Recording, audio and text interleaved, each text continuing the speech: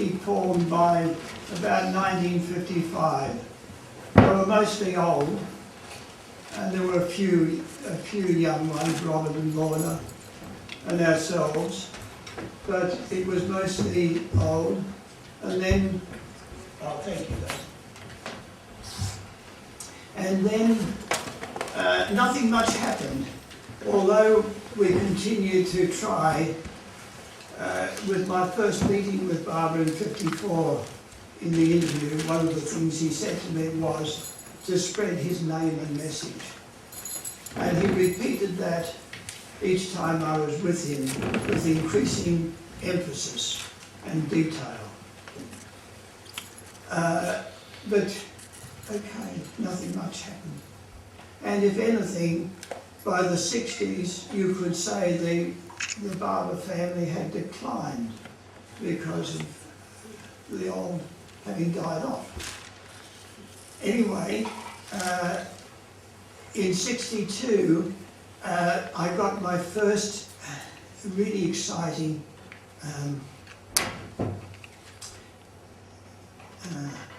addition to or help in my efforts to spread his message, and that was that Barbara gave me the manuscript of the Everything and Nothing to publish. Dennis O'Brien paid for it, but I was to publish it. And it was published in early '63, after the East-West Gathering of November.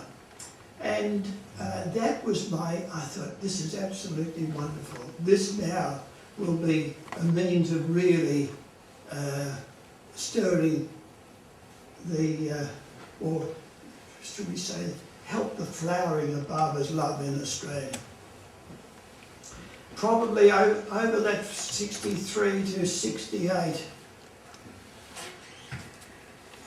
the records which Judith kept, we distributed 11,000 copies of the Everything and the Nothing. It's not a bad effort, because there were very few of us. Reg Paffel helped a bit. The family, again, somewhat, but of course they were at school, they were still young. And Judith Garbutt. We also posted hundreds of copies to prominent people. I got publications of who's who, you know, in the world, and sent them copies, not only of the Everything and the Nothing, but also Stay With God, which Barbara had made me responsible for. I somehow inherited that, and although that was published a trifle earlier.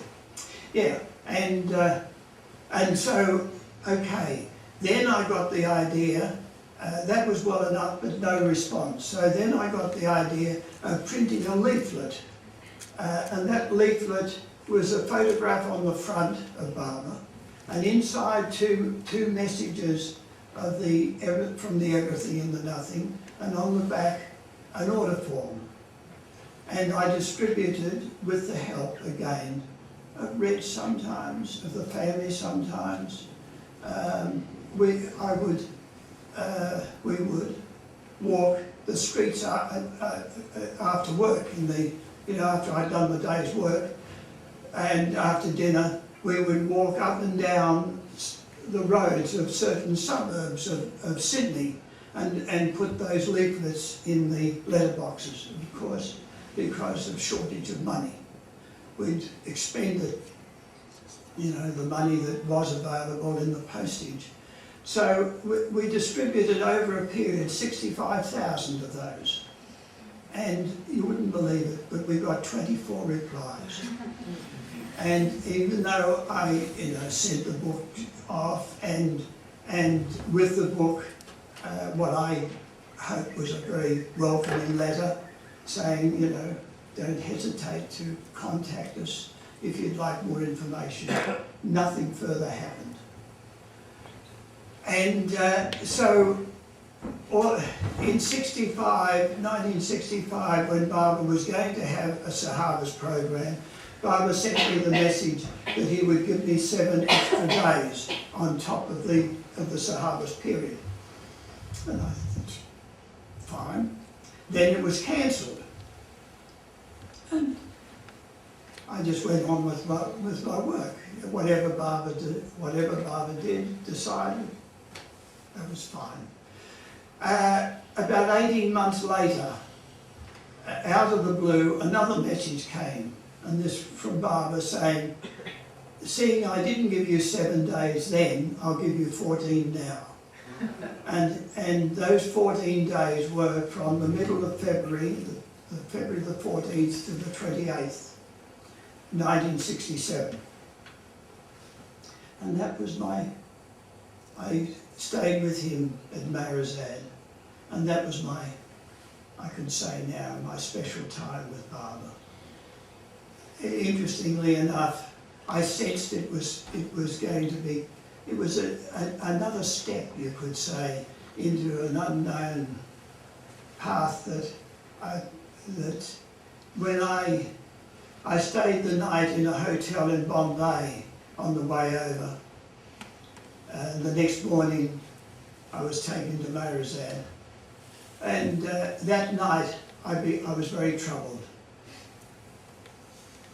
thinking, you know, I don't know what's this. All I knew was that this was not like a darshan program. This was not like a sahabas. This was not just sort of being with Baba and admiring him on the stage and listening to certain messages. This was something more. And then for the early hours of the morning I fell asleep, woke up, forgot all about it. And all I thought of was the joy of going and seeing Barbara again. So I went to Marizad, and the first morning, the first morning in Marizad, I went with the men Mundley into Mundley Hall. You all know, there's no one here that doesn't know about Marizad. Yes, there are people. There's a few. Oh, there are a few. Yeah. Oh, all right. Well, Mundley Hall was sort of like Barbara's office, in which it was originally a stable, and then they added a floor, and then they added it was a garage for the car, Elizabeth Patterson. And then it became a stable, one or the other, doesn't matter. And it was added, and it was probably, in the end, a room about 40 feet long, everyone agree? And about 12 feet wide. And in 1967, it was very simple. There was a woven mat on the floor, the length of this hall, what was called hall. It's called Mundley Hall because, and Mundley is a word that describes those disciples, you could say, that live in the household. So it was, it's a word that means in the house, part of the household. It was very simple in those days, a woven mat which Barbara walked on as his daily exercise. After his two car accidents, after the second one, he had an injury of his thigh, which made walking difficult, and his sandal was raised about a good half-inch to allow for the different setting of the hip joint. Anyway, I went in with the Mundley. Now,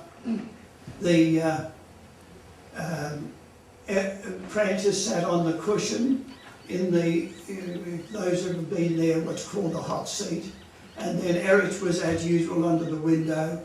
I was next to Erich, and then Mayawan Jesawala, Erich's brother, was there for his month's holiday, and which really was work with Barbara each year, and then Bao, Pendu, Alabar. And then on the other side were two chairs for the two older members of the disciples, Bridle and Carker. Carker was close to Barbara. And then Barbara's chair was in the corner. Okay, Barbara was carried over from his bedroom to the back door of this hall. He got down and then, with his hand on Frances's arm, walked up and down the hall, the length of the hall, a number of times, and that was his daily exercise. And then he sat in the chair. And as you could imagine, I felt awkward. I was one sitting amongst these lions of people, giants of people, of men. And the first thing that Barbara said, Barbara looked at me and said, "Bill looks like one of the Mundley." And immediately I felt at home. I thought, oh, thank God. I don't stick out like a sore thumb. I blended in.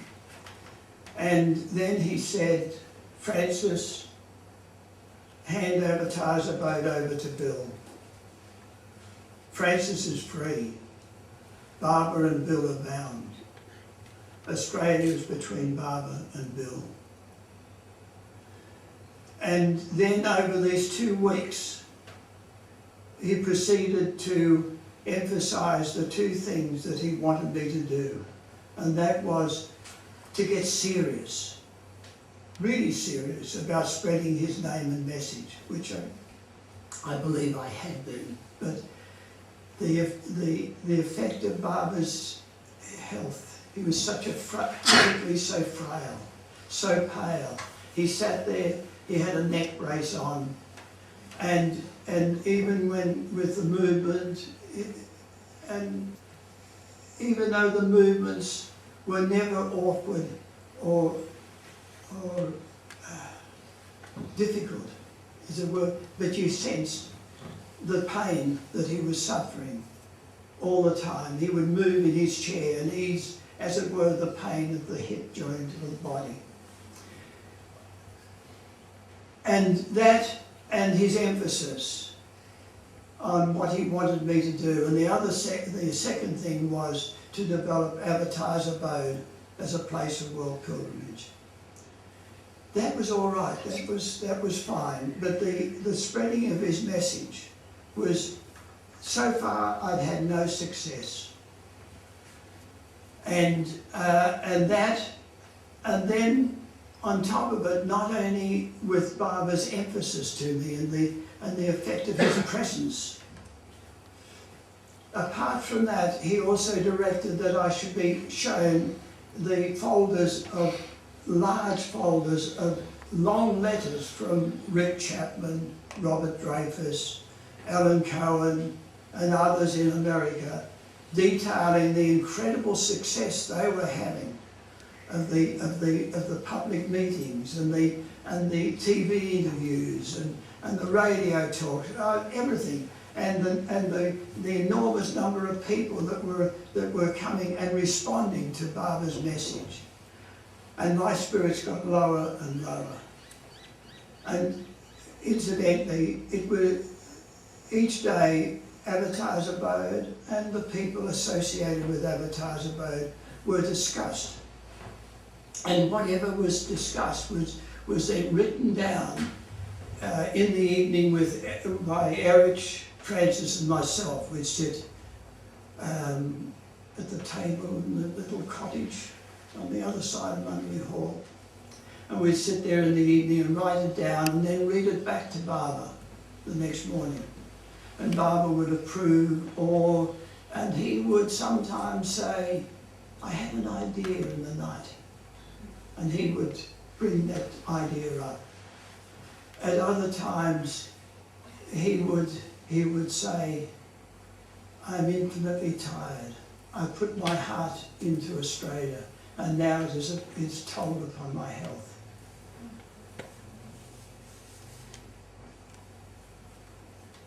That was the sort of atmosphere that prevailed during those 2 weeks. And of course it had its effect on me in the sense that although I had tried, nothing so far had happened. So one evening I said to Erich, I said, look, Erich, it's obvious that I'm not the man. The barber needs a better man than me. And Erich, and it was, in other words, it's all due to Erich, the turning of the key, because he said, speak up, don't hesitate, say it to Barber. So the next morning, I hesitantly, as usual, in my blundering way, said, Barber, you need a better man than me. And Barber looked at me and went like that. In other words, there were no words, he just looked at me and turned the key. And that turning, I said, fine, you know,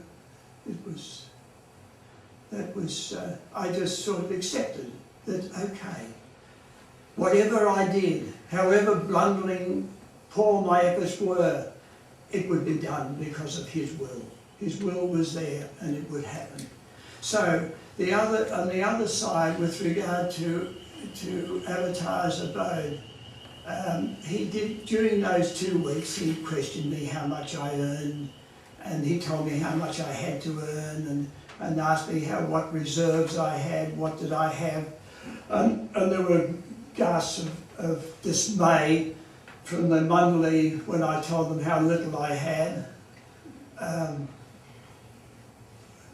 hadn't, yes, doesn't matter, there's a history to it. Anyway, it went on, and then one day, towards the end, I can't remember the particular day, but at one point Barbara suddenly looked at me and said, if you ever need money, come to me and I will see to it. And that was, and to my mind, there was no question that was also the turning of the key that enabled me to start a business with the help of people like John and Wendy Borthwick, who are not here, with some members of the group that enabled me to begin that business called Mayer Handcrafts, and that earned the money that resulted in the beginnings of development of Avatars Abode, as well as a lot of other things in the world, and a tremendous amount went to India. All because Barbara said, come to me and I'll see to it. There was another occasion which I'd like to mention, because it also meant a lot to me. And that was that we were outside Mundley Hall. We were walking with Barbara had taken, there was something, he'd taken us out. And I can't remember what it was, but what I remember so vividly was Barbara walking back into Mundley Hall with his hand on Francis's arm. And I was behind and just next to Erich. And I heard Erich, we were both looking at this slow, frail figure of Barbara walking back into Mundley Hall. And Erich said, under his breath, poor old man, poor old man. And that was very much the impression that one had. Perhaps, I don't know, it could have been the same day, but that day, as I walked back with Barbara, as he was carried back in his chair from the Mundley Hall, the back door of Mundley Hall, he was carried back by the 4 servant men, and I was walking alongside, and Barbara said, remember, I am 100%, I am God 100%. And he repeated it twice in case I didn't get it. And then that on that occasion, the chair was put on the veranda of the house, and each of us bowed to Barbara, and I was the last. And as I bowed, Barbara very strongly, it was such a contrast to the frailty of his body that I sensed up to that point. He went like this very strongly a number of times. And Erich wasn't there, but I knew what Barbara was saying. Be strong, be big-hearted, go forth, remember me. And that stays with me, those days when things are sometimes difficult. Anyway, the turning of the key, what happened was quite remarkable. I love to sort of point out that there was a man sitting in a chair in India, and all he did was go like this. No words, it went like this. And the day I got back, I got a phone call from a freelance journalist, Mike Agostini, is still around. And he was the nephew of Louis Agostini, an old-time Barbara lover. And he rang me and said, I hear you're prepared to say that Barbara is God. I said, yeah. He said, I'd like to interview you. And that was the beginning. He interviewed me, and that article, in which I said exactly that, with more detail, was published in a national newspaper. And all the other reporters from the various states saw this. And as a result, I got one interview after another, which we've still got. We've cut them out, they're there with me. And now, then that led to radio interviews and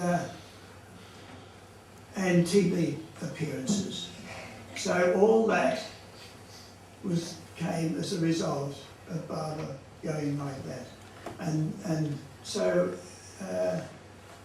I don't know, you could say that all of you are the result of that, whatever it was. Yeah, the turning of the key. Right, J. Barbara. J. Barbara.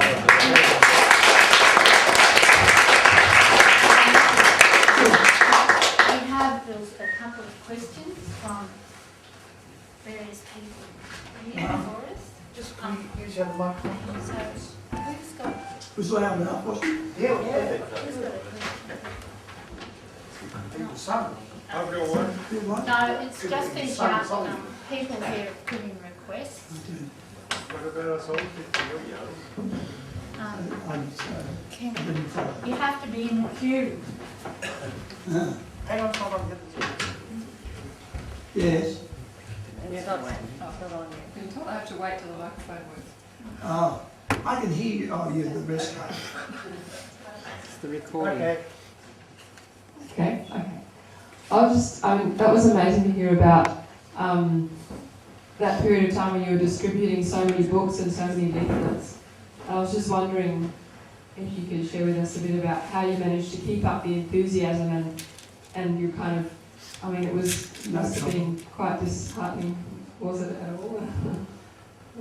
He just Oh, it sort of reminds me, of Eric saying once, I think you might remember the video in which he says it. He says, anyone that has ever been with Barbara, all they would long for would be with him again.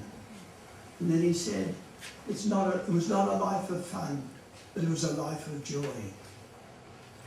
And it's a fact, yes, there's hardship, but there's also, underneath it's a joy. And that was always there. Yes, it was difficult, and also there was that, in those days when Barbara was in the body, there was always that longing and that thought, I might be with him again.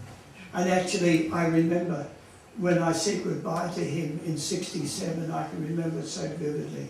Barbara sitting there in his chair in Munley Hall, and I said goodbye. There was no embrace. There was no, in a way, there was no farewell. And I had the sense, oh, I'm going to see him again. I'm just sort of going round the corner, as it were. I'm going out of the building, round the corner, do what he asked me to do, and then I'll be with him again. Well, 700 years, that's nothing. Yeah. Who is it? Alicia? Is it Alicia? How many books did you distribute? Well, we distributed 11,000 copies of the Everything and the Nothing, and hundreds of copies of Stay with God. Stay with God went to all the literary people, and to all the newspapers and magazines that we could come across. I mean, I bought publications to give me names, and I did get some letters back, all of them in the sense like, thank you for the book, when I have time I'll read it, that sort of thing. There was not one, I didn't get one positive response. No. And as I said, you know, the 65,000, and yet it was a joy. Well, ask Michael, he helped me. There's 65,000. Walk up and down streets, you know, putting the leaflets in, and of course it was always nice when it was a block of flats. Then you didn't have to walk very far. Yeah. Is this just Australia-wide, or? That was Australia-wide, yes. Oh, I said Stay with God overseas too. Oh yes, to literary figures, hoping to get attention. Yeah, that was Stay with God. Everything and Nothing, Everything and Nothing was, of course, to America and to England, to India. I mean, yes, I was the publisher and distributor. Yeah, yeah. That was when the house in Sydney became Mayer House, because I called the little publishing firm Mayer House Publications. There hasn't been a flood of books in second-hand shops, so they're somewhere. They're somewhere. I talked to, an example, I talked to a fellow psychologist into meeting Barber, just one of them, I'm referring to one, and also sold him God Speaks. I met him 40 years later. He hadn't done anything whatsoever.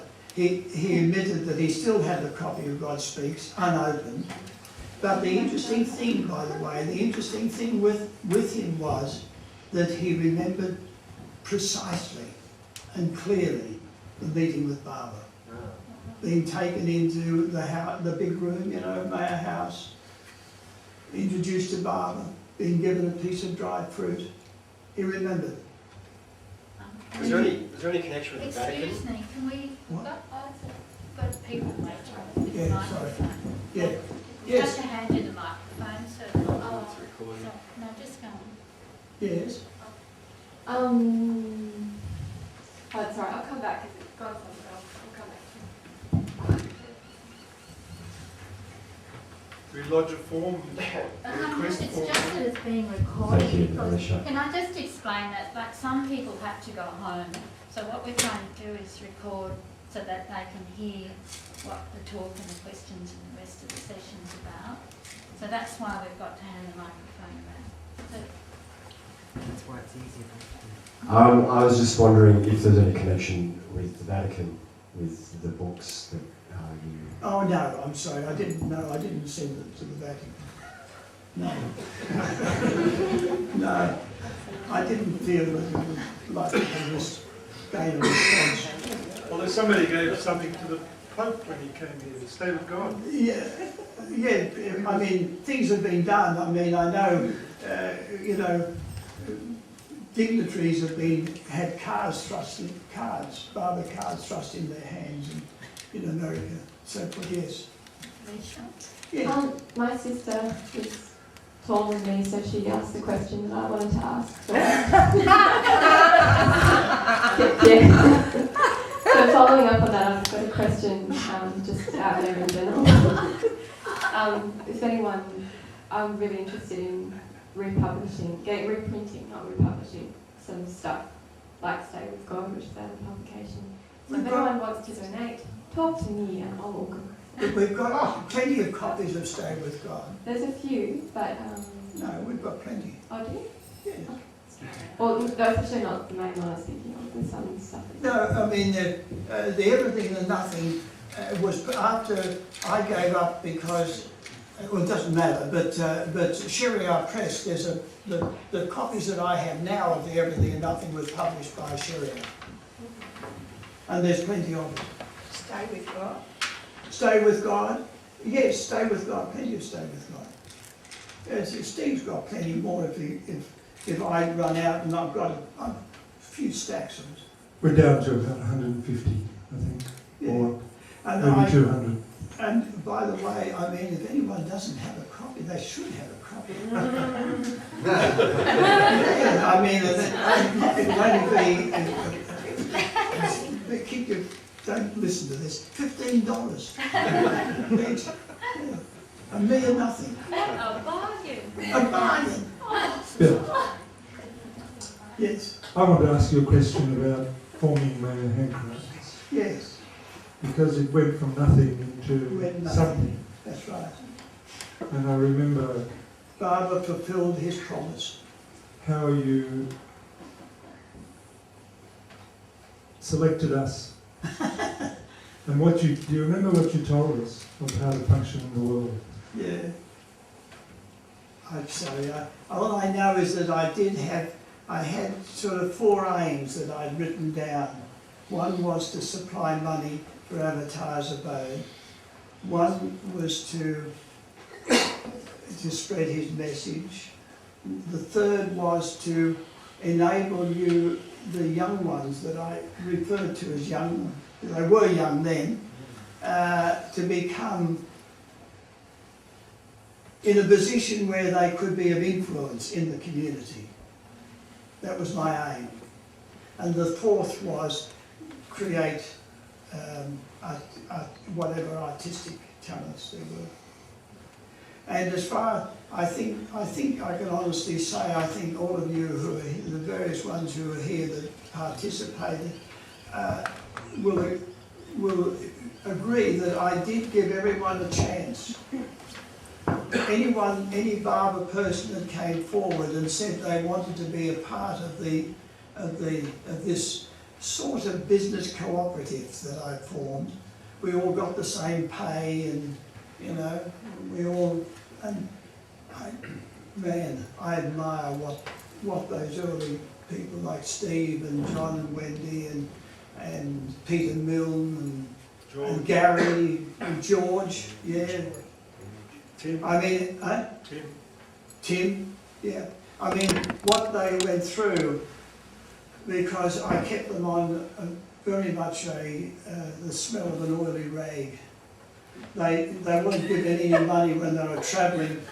They had to sell something in order to be able to get a meal at the next place, and they often slept in the van that they had the goods in. We had little, you know, carrying vans.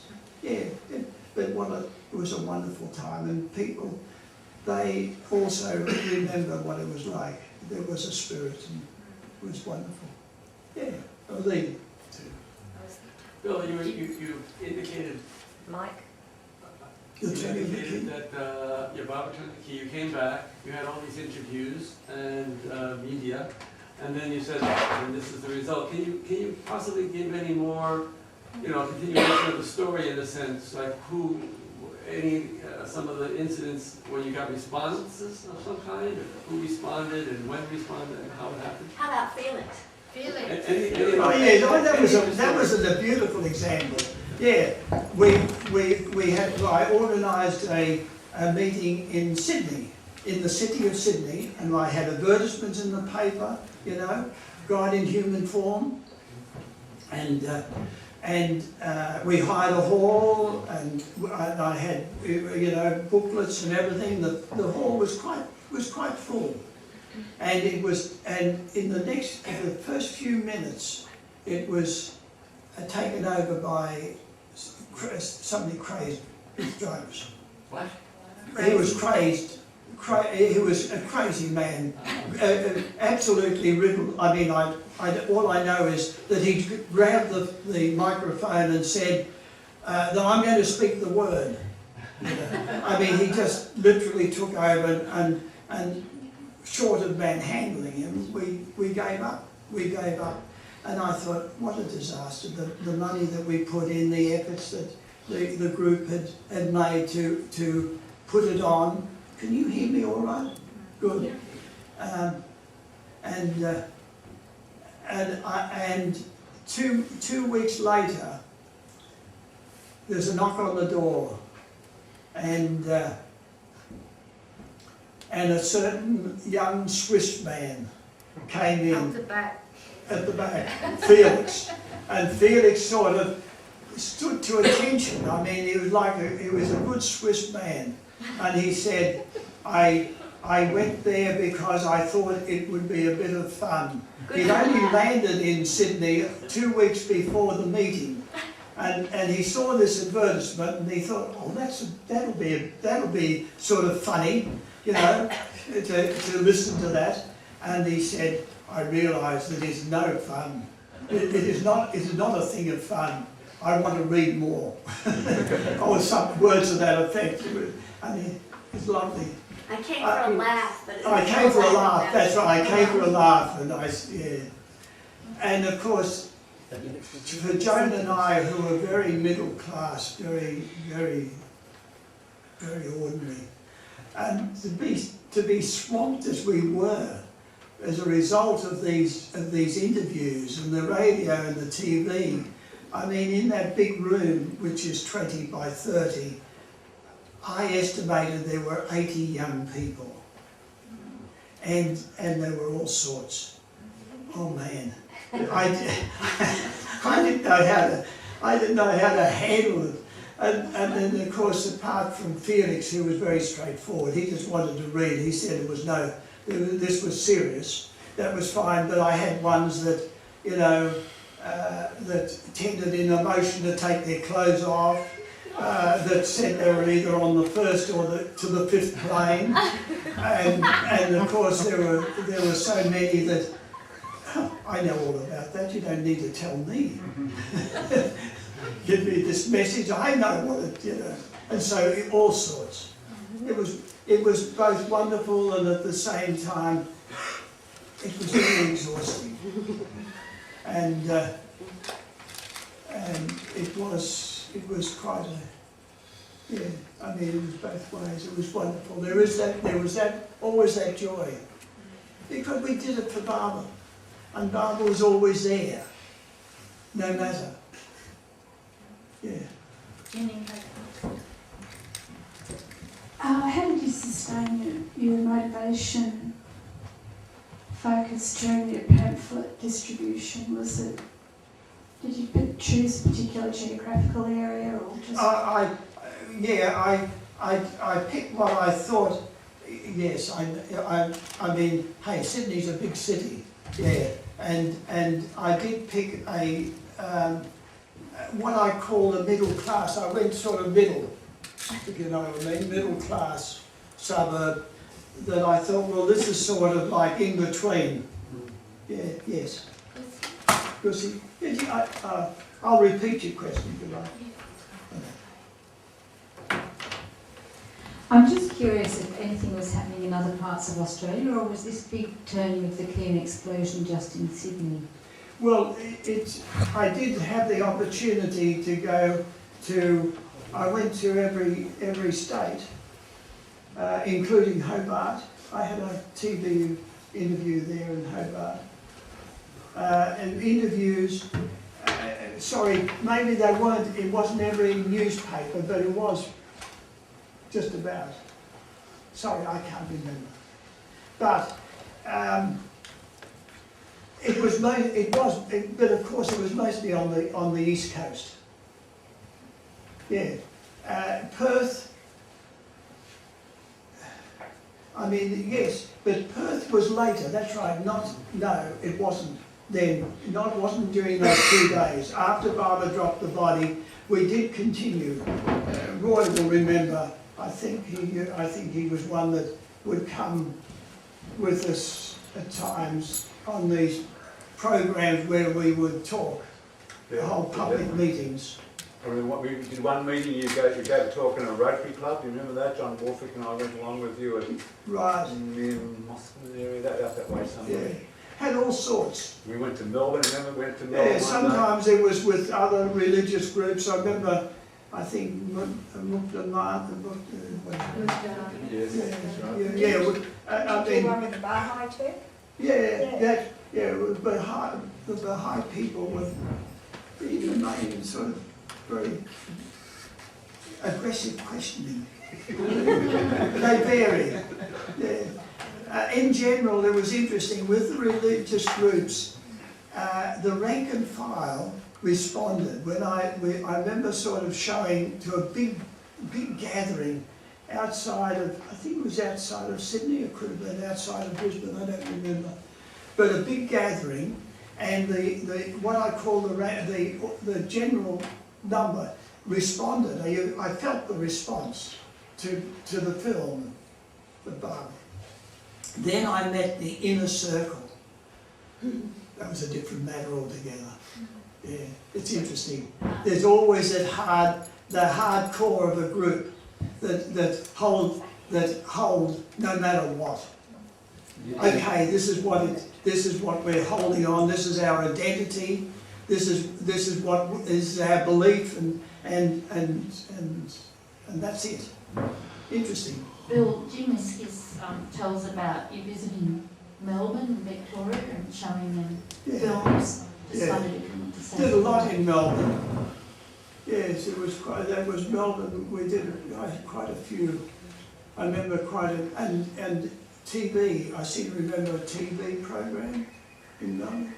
We did a tour of New Zealand too.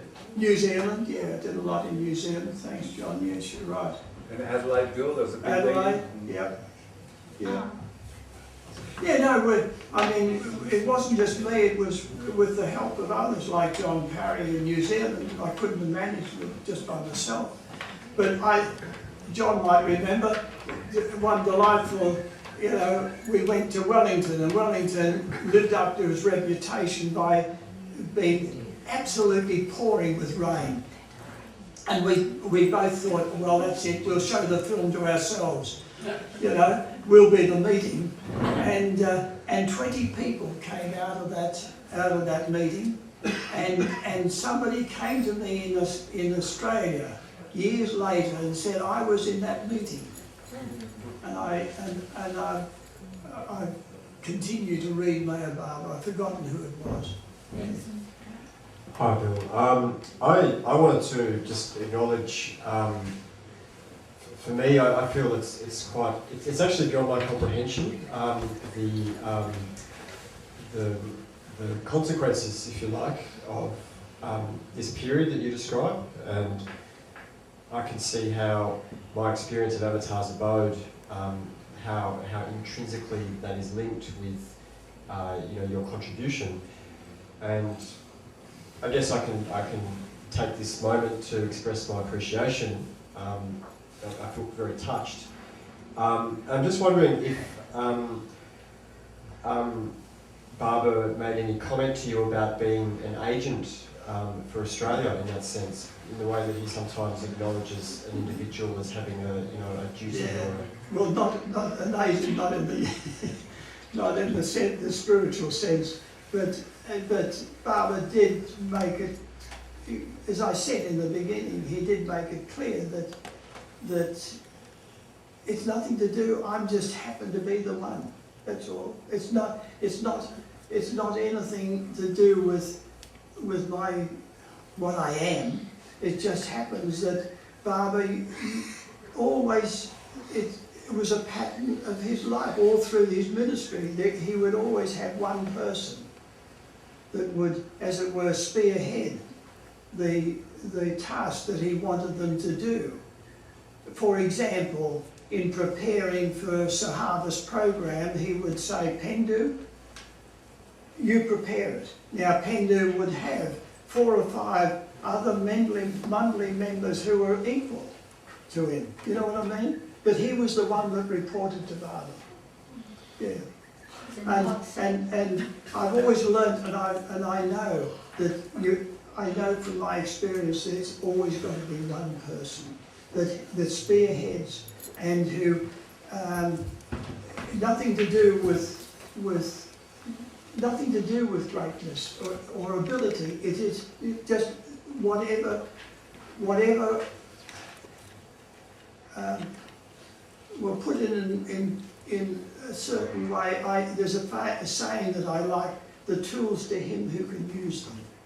In other words, whoever is the best person, let him be the one that takes the lead in whatever the task is.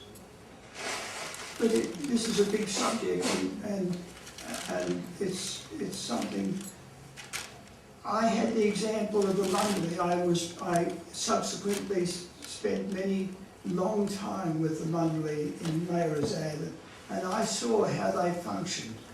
They were intense individuals, every one of them. There was no question. Each one in themselves was a giant. But boy, they worked together because their common goal was Baba.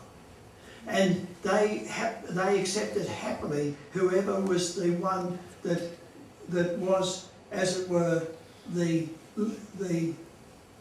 chosen one for that time. I mean, in other words, they all went to Erich. And in Baba's time, Francis, Bao, I know those two were told to do what Erich told them. That was it. That was also Baba's way. And that's what happened with me. I mean, I was told to do what Francis said in 1954 in that interview, which I loved. It was wonderful being there. I was just sitting just a few feet away from Baba, and it was the first time that I'd seen him clearly, so close, and it was wonderful until the last thing. And the last thing Baba said to me was, "Do what Francis tells you." And I thought, oh my God, this is another matter. Now I know this is not going to be. Beer and Skittles. Beer and Skittles, exactly. A bowl of cherries. Yeah. But it was a blessing. And then Baba freed me in '67. It became different. Yeah. Talking about blessings, Bill, and hard work. I remember being particularly impressed when you gave meetings and people came and asked you questions. And fielding all those questions seemed to make you go away and do your homework and more homework and more homework and more homework.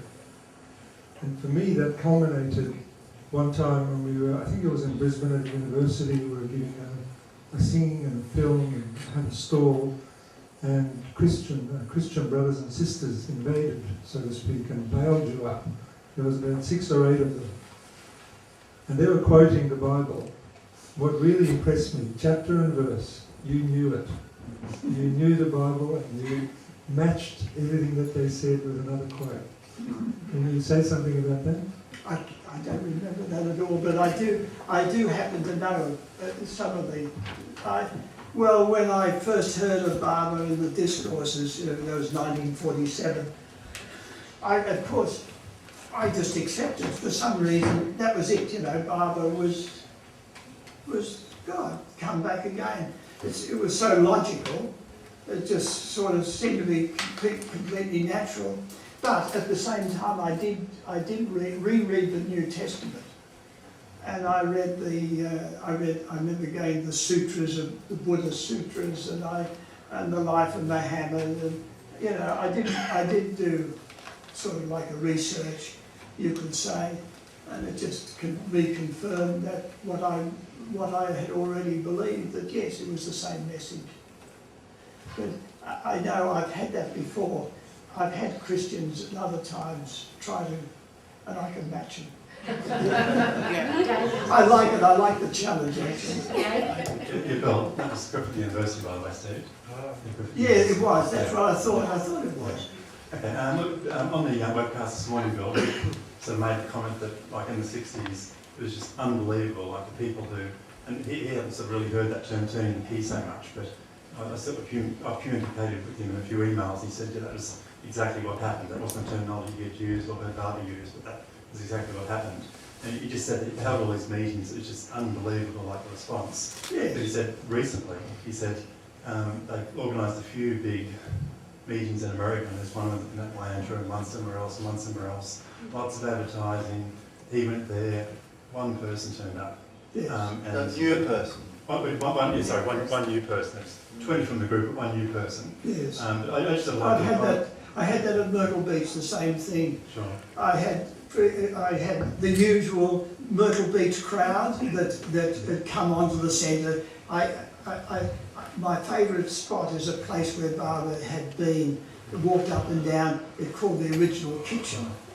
So the question there, sorry. I'm sorry. But what Rick was saying, that he feels that, and I'd just like to comment on this, is that the time will come when we will get in spades a new wave of interest. Oh, yes. And just what you're feeling, like he says in America at the moment, there's definitely a lull. Yes. You can do what you like, you get one person who like the e-books. What do you think? And yet at the same time, that's not quite true. See, Rick is on the West Coast. I'll have to correct that with Rick, and you can read him if you like.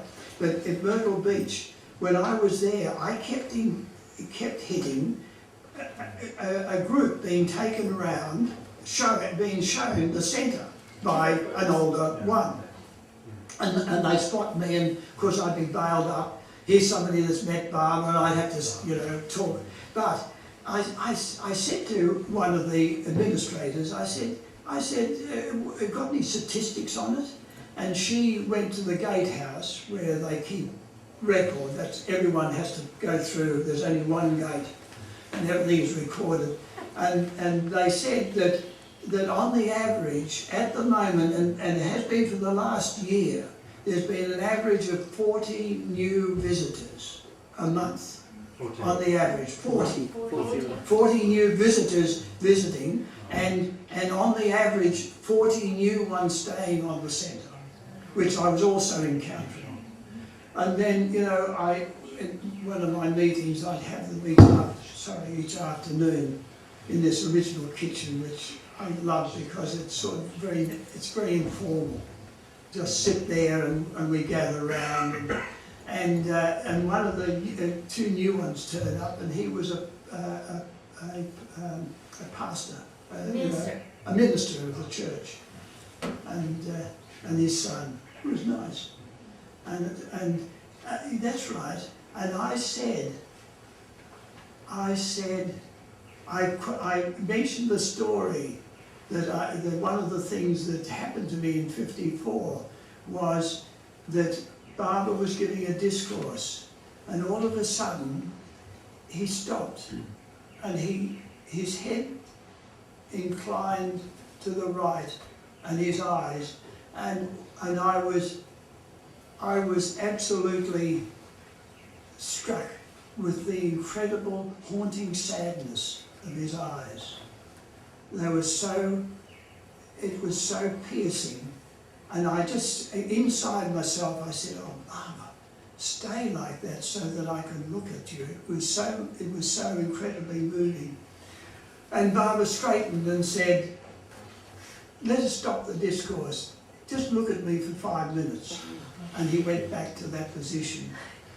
And in that time, what came to me was, I felt so intensely that he was like one who was homeless, and that all he was seeking was a home in each heart.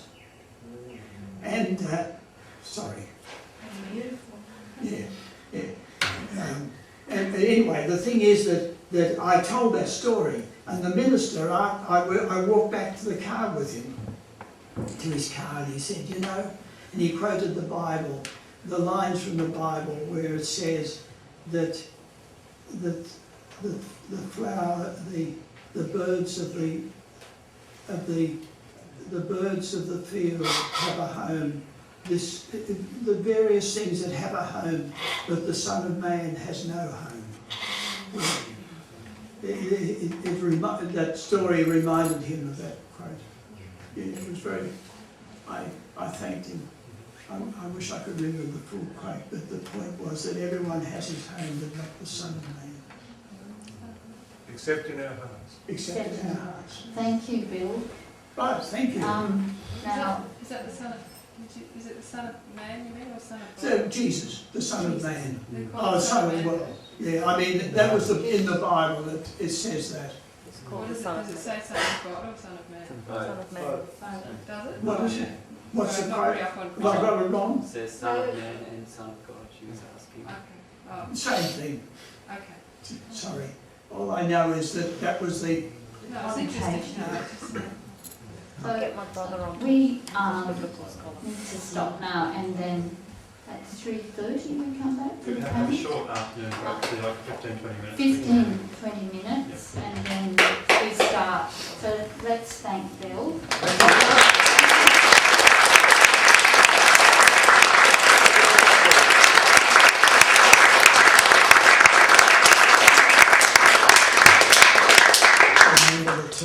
And yes. And You're all here because of that. Isn't that wonderful? yeah, Jai Baba.